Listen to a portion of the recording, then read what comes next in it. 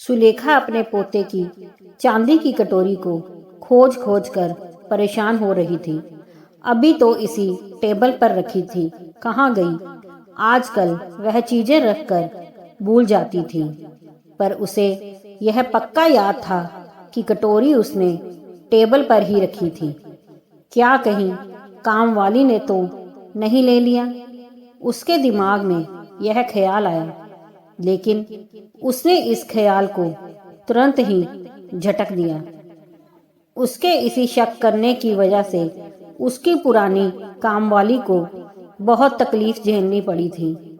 उस घटना को याद कर आज भी उसका हृदय गलानी से भर उठता है।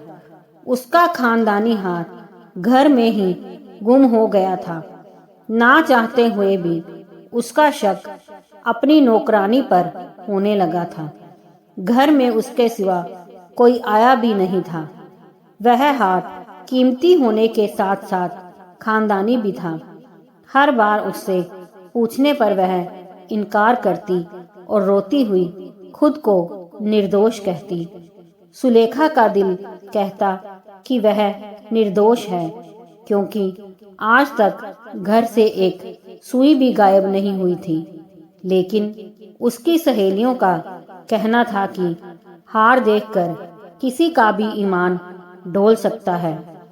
सहेलियों की बातों में आकर उसने पुलिस को खबर कर दिया। बेचारी नौकरानी को एक रात जेल में गुजारनी पड़ी। बाद में कोई सबूत नहीं होने पर उसे छोड़ दिया गया, लेकिन उस पर चोरनी का लेबल लग चुका था। जहां जहां वह काम करती थी, सभी ने उसे काम से निकाल दिया। कुछ दिनों पश्चात ही जब सुलेखा अपना अलमीरा ठीक कर रही थी, तो उसे अपना वही खानदानी हार अलमीरा में नीचे पड़ा मिला। उसे हार को देखकर जितनी खुशी हुई, उससे ज्यादा अपनी नौकरानी पर शक करने का पछतावा हुआ। उस गरीब ने जिस तकलीफ को सहा, साथ ही अपनी जो इज्जत खोई, वह अब वापस नहीं आ सकती थी।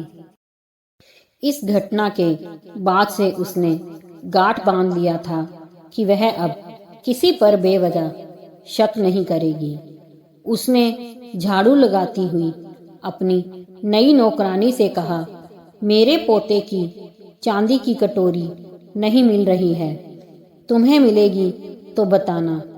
जी मेम साहब, वह बोली। जब उसका काम खत्म हो गया तो वह बोली, मैं जा रही हूँ मेम साहब, दरवाजा बंद कर लो। सुलेखा दरवाजा बंद करने आई। नौकरानी ने कमर में खोसी हुई पल्लू को ज्यों ही सीधा किया, चांदी की कटोरी पल्लू से आजाद होकर जमीन पर गिर पड़ी। तुम जैसे चंद लोगों की वजह से ही ईमानदार लोग मारे जाते हैं। गुस्से से बोलती हुई सुलेखा ने चांदी की कटोरी को उठा लिया। दोस्तों, अगर कहानी पसंद आई हो तो लाइक, सब्सक्राइब, शेयर जरूर कीजिए।